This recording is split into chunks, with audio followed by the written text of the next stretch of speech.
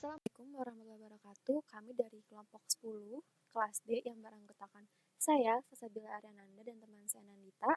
Kami akan membahas tentang sistem informasi kesehatan HIV/AIDS. Nah, berikut adalah subbab yang akan kita bahas.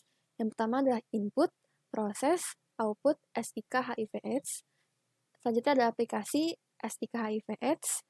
Selanjutnya ada pengembangan SIK HIV/AIDS di Indonesia. Dan yang terakhir ada pengembangan SIK HIV/AIDS di negara lain.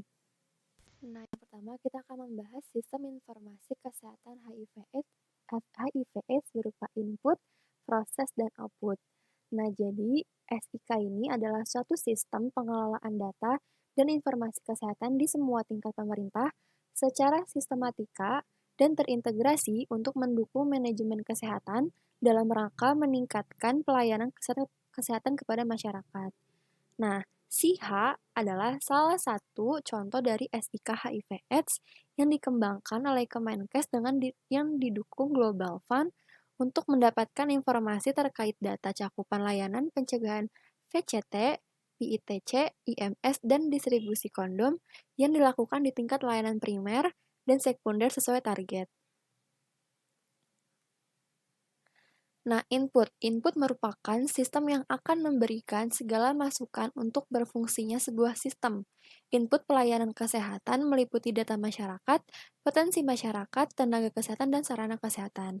Nah, berikut adalah input dari SIK HIV/AIDS, yaitu data perorangan, data pelayanan konseling dan testing, data pelaksanaan penampisan darah donor, data IMS yang mencakup data kunjungan pelayanan IMS, dan petugas. Petugas ini pencatatan dilakukan oleh petugas yang sudah didukung oleh institusi dan sudah memiliki akses sebagai user.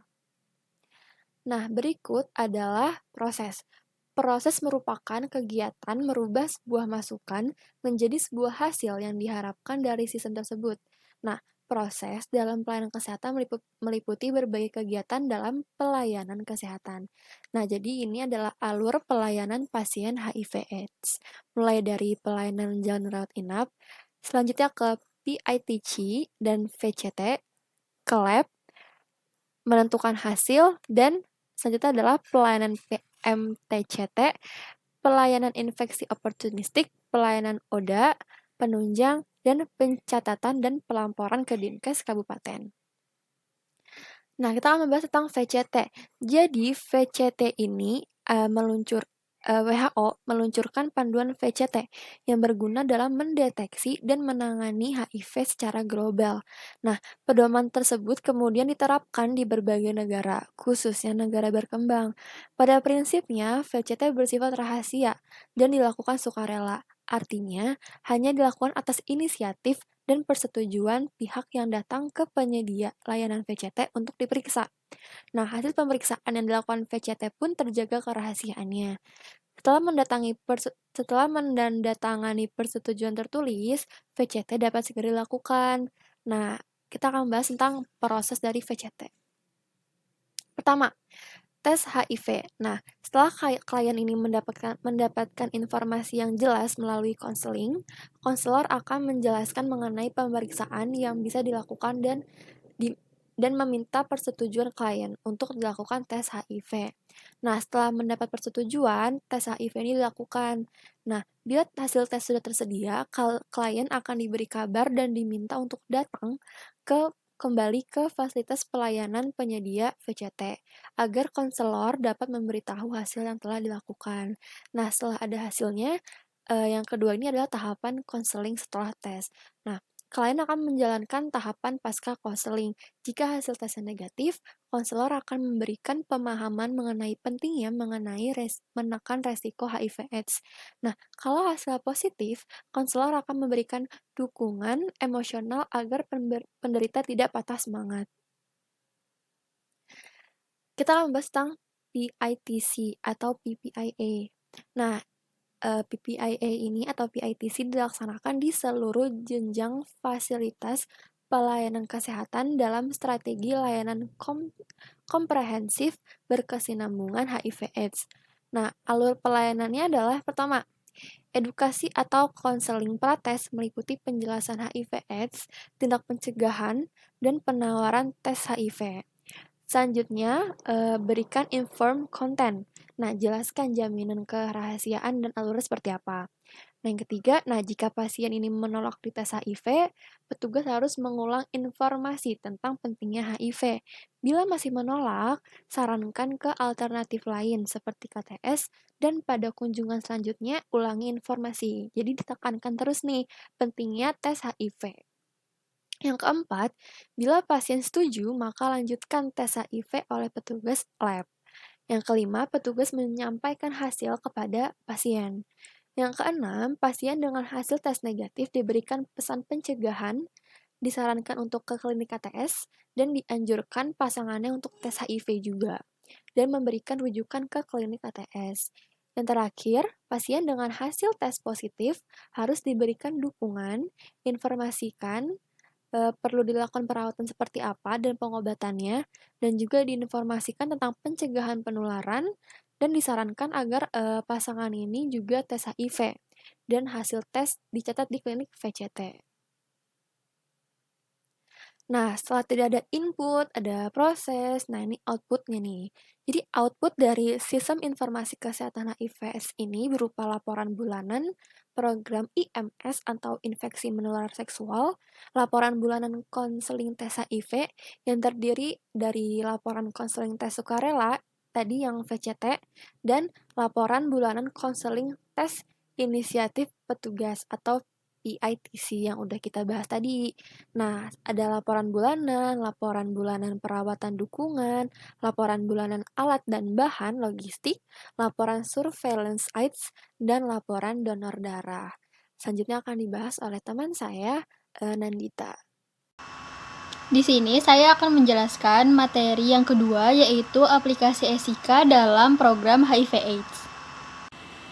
Seperti yang kita ketahui bahwa penyakit semakin lama semakin kompleks dan semakin mendorong penanganan yang cepat dan tepat melalui pengembangan dan penerapan kebijakan serta program kesehatan yang didukung oleh proses manajemen yang handal. Nah, perencanaan, implementasi, dan evaluasi manajemen program kesehatan yang berkualitas dapat dihasilkan melalui dukungan data dan informasi valid yang berasal dari sistem informasi kesehatan. Nah, untuk penggunaan teknologi dan sistem informasi kesehatan juga diterapkan loh pada HIV/AIDS melalui aplikasi SIHA, yaitu singkatan dari Sistem Informasi HIV/AIDS. Apa sih SIHA itu? Jadi, SIHA dapat diartikan sebagai suatu sistem informasi yang dikembangkan oleh Kementerian Kesehatan untuk mendokumentasikan baik proses pelayanan HIV yang baku di tingkat pelayanan kesehatan tingkat pertama dan rujukan baik yang diselenggarakan oleh swasta ataupun lembaga swadaya masyarakat maupun pemerintah. Nah, untuk tujuannya SIHA sendiri itu adalah sebagai alat monitoring yang dapat menyediakan informasi strategis yang digunakan sebagai dasar para pemangku kepentingan dalam mengambil suatu kebijakan, penyusunan, perencanaan, dan evaluasi serta kebutuhan dalam menjawab berbagai indikator yang ditetapkan. Sama seperti aplikasi-aplikasi lain, SIHA pun terus melakukan pembaharuan yang sampai saat ini sudah memasuki versi 1.7 yang memuat penginputan dan data secara offline dan online. Jadi di sini SIHA itu terbagi menjadi dua, yaitu SIHA offline dan juga SIHA online. Jadi SIHA offline adalah SIHA yang diinstal di komputer masing-masing UPK, yaitu unit pelayanan kesehatan, di mana pada saat entry atau memasukkan data, UPK tidak memerlukan koneksi internet dalam mengoperasikan sistemnya. Sedangkan untuk SIHA online adalah SIHA yang berjalan di server pusat data informasi atau Pusdatin, Kementerian Kesehatan Republik Indonesia, yang dapat diakses melalui www.siha.depkes.go.id. Nah, untuk di SIHA offline-nya sendiri, kita harus mengisi beberapa formulir, yaitu formulir pencatatan dan juga formulir pelaporan. Formulir pencatatan adalah individu pasien diisi pada tingkat pelayanan informasi yang telah dicatat tersebut merupakan acuan dalam pengisian formulir pelaporan. Jadi, secara ringkasnya, formulir pencatatan ini berbentuk seperti kertas yang diisi oleh petugas kesehatan setempat. Sedangkan untuk Formulir pelaporan ini dikirimkan oleh layanan secara berjenjang setiap bulannya ke tingkat kabupaten atau kota, provinsi, serta pusat, yang dimana formulir-formulir standar ini digunakan sebagai acuan penyusunan aplikasi pencatatan dan pelaporan program pengendalian HIV/AIDS dan infeksi menular seksual berbasis web yang dikenal dengan aplikasi SIHA. Jadi ketika pasien ataupun orang yang ingin melakukan tes HIV, mereka harus mengisi form pencatatan yang akan dicatat oleh petugas kesehatan. Kemudian ketika sudah diisi, pada waktu-waktu tertentu, petugas kesehatan akan menginputnya kepada SIHA offline, yaitu aplikasinya yang tidak membutuhkan koneksi internet. Ketika telah mengisi form yang berada di aplikasi SIHA offline tersebut, aplikasi tersebut akan mengeluarkan formulir laporan yang akan boleh di-upload kepada SIHA online yang sebelumnya sudah disebutkan dapat diakses pada www.siha.depkes.go.id. Formulir pencatatan SIHA ini tidak terdiri hanya dari formulir konseling dan tes HIV saja. Di sini terdapat 11 formulir. Yang pertama ada formulir konseling dan tes HIV, yang kedua formulir layanan infeksi menular seksual, yang ketiga formulir layanan pencegahan dan penularan HIV dari ibu ke anak, yang keempat formulir 1 yaitu data dasar peserta layanan alat suntik steril, kemudian ada formulir 2 yang memuat kunjungan harian layanan alat suntik steril, kemudian yang keenam ada formulir data dasar metadon, kemudian ada formulir kunjungan harian peserta metadon, formulir ikhtisar perawatan HIV dan ART, kemudian formulir surveillance AIDS, dan formulir data serosurveillance, serta yang terakhir adalah formulir individu serosurveillance. Nah, di sini terdapat formulir konseling dan tes HIV berbentuk lembaran kertas yang bisa diisi oleh petugas kesehatan setempat apabila seseorang mengunjungi layanan kesehatan. Nah, formulir tadi yang berada di kertas diinput ke dalam aplikasi SIHA offline oleh petugas UPK. Aplikasi ini dirancang untuk diimplementasikan dengan bentuk stand-alone komputer, yaitu hanya satu unit komputer dalam UPK yang disebut juga sebagai sistem offline. Nah, tampilan aplikasi SIHA offline itu seperti ini ya. Nah, data-data yang telah didapatkan melalui form diinput ke dalam aplikasi SIHA sesuai dengan kriteria yang tersedia. Apabila semua data telah terisi, maka aplikasi tersebut akan memberikan berkas berupa formulir pelaporan seperti di bawah ini, yang berisi data-data yang telah diolah dan siap untuk dimasukkan ke dalam SIHA online melalui website www.siha.depkes.go.id. Untuk formulir pelaporannya sendiri itu ada banyak ya. Nah, ini bisa dilihat seperti gambar di bawah ini. Nah, sekarang kita membahas mengenai SIHA online. Jadi, laporan atau form tersebut dimasukkan ke dalam SIHA online yang tersedia pada website dengan hanya memasukkan username dan password fasilitas layanan kesehatan tertentu yang tentunya sudah terdaftar. Nah, apabila sudah diinput, maka data tadi otomatis sudah masuk ke dalam SIHA yang terhubung langsung ke Pusdatin Kemenkes. Nah, kita masuk ke subbab yang ketiga, yaitu pengembangan SIK HIV/AIDS di Indonesia. Nah, Undang-Undang Nomor 36 Tahun 2009 tentang Kesehatan mengatur tanggung jawab pemerintah dalam penyediaan akses dan pengelolaan informasi kesehatan. Nah, Kemenkes melalui Pusdatin Pengembangan Sistem Informasi Kesehatan Daerah Generik atau Sikda Generik menggunakan teknologi informasi yang diterapkan pada program HIV/AIDS melalui aplikasi SIHA yang udah dibahas sama Nandita tadi. Nah, SIHA ini merupakan perangkat lunak yang dijalankan pada Vaskes untuk pengelolaan data menjadi informasi dari berbagai kegiatan penanggulangan HIV/AIDS. Nah, integrasi Sikda Generik seharusnya mendukung integrasi program penanggulangan HIV/AIDS dalam sistem kesehatan nasional. Nah, integrasi ini berdasarkan atas sinergi dan peran program penanggulangan HIV/AIDS dalam tujuan kesehatan nasional yang ingin dicapai. Nah, tujuan tersebut diimplementasikan menjadi indikator program penanggulangan HIV/AIDS yang mendukung keberhasilan program kesehatan nasional. Nah, indikator tersebut selain akan menentukan jenis data dan informasi HIV/AIDS yang dibutuhkan oleh sistem informasi kesehatan nasional, sekaligus juga menjadi informasi standar sebagai keluaran Sikda generik yang terintegrasi dengan SIHA. Nah, penerapan dari Peraturan Presiden Nomor 12 Tahun 2013 tentang jaminan kesehatan ini membutuhkan pemantauan terhadap hak yang seharusnya diterima oleh populasi kunci.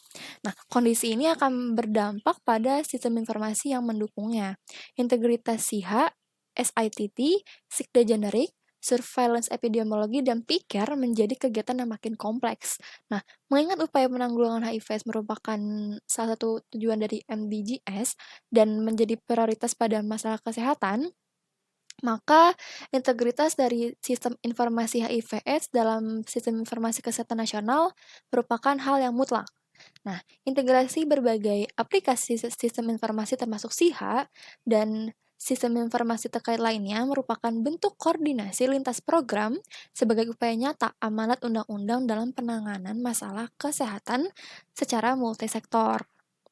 Terima kasih. Nah, materi yang terakhir atau yang keempat adalah pengembangan SIK, Sistem Informasi Kesehatan HIV/AIDS di negara lain.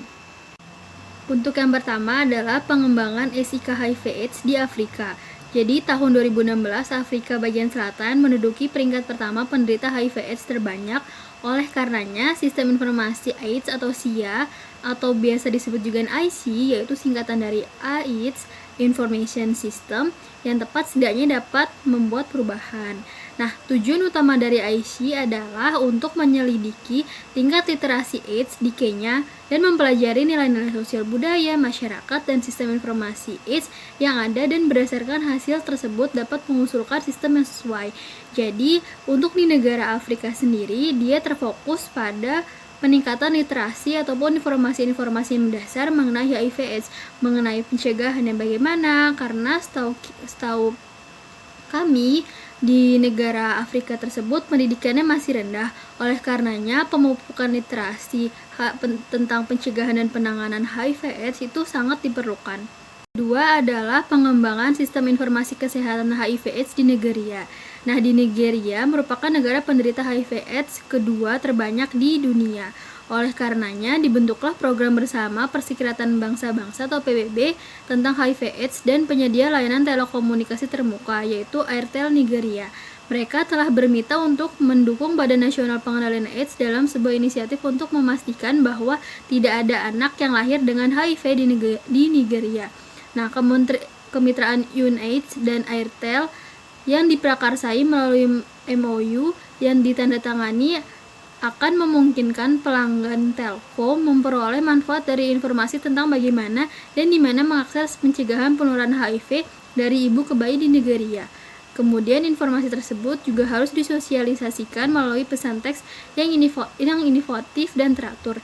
Jadi di Nigeria ini terfokus pada bagaimana pencegahan penularan HIV dari ibu ke bayi yang mengusung, yang dimana mereka melakukan kemitraan antara United Nations AIDS dan Airtel untuk pencegahannya. Dan yang terakhir adalah pengembangan sistem informasi kesehatan HIV/AIDS di India. Jadi India merupakan suatu negara ketiga paling terbanyak penderita HIV/AIDS, yang dimana salah satu contoh program pengendaliannya adalah NECP, yaitu National AIDS Control Program, yang bertujuan untuk mengendalikan penyebaran HIV di India dengan membangun respon menyeluruh yang menjangkau beragam populasi. Adapun strategi yang digaungkan oleh NECP seperti pencegahan infeksi melalui kejenuhan cakupan kelompok berisiko tinggi dengan intervensi yang ditargetkan TI dan intervensi skala besar pada populasi umum, kemudian penyediaan perawatan, dukungan pengobatan yang lebih besar kepada ODA, kemudian memperkuat infrastruktur, sistem dan sumber daya manusia dalam pencegahan, perawatan, dukungan, dan program pengobatan tingkat distrik, negara bagian, dan nasional, dan yang terakhir adalah memperkuat sistem manajemen informasi strategis nasional atau SIMS. Ada juga organisasi pengendalian AIDS nasional di India, yaitu NACO, di bawah Departemen Pengendalian AIDS dari Kementerian Kesehatan dan Kesejahteraan Keluarga, yaitu badan keseluruhan untuk membingkai kebijakan, pedoman, dan strategi untuk pelaksanaan program. Kemudian pemerintah juga menyalurkan dana ke berbagai negara bagian dan meninjau kemajuan di bawah berbagai komponen program, seperti pengendalian IMS melalui penyediaan paket layanan kesehatan dan paket obat. Kemudian aku juga mengambil alih kampanye untuk meningkatkan kepedulian dan kemampuan dalam mencari kesehatan dan perilaku pencegahan pada orang yang menderita HIV/AIDS. Sekian dari kelompok 10, yaitu membahas mengenai sistem informasi kesehatan HIV/AIDS. Terima kasih. Wassalamualaikum warahmatullahi wabarakatuh.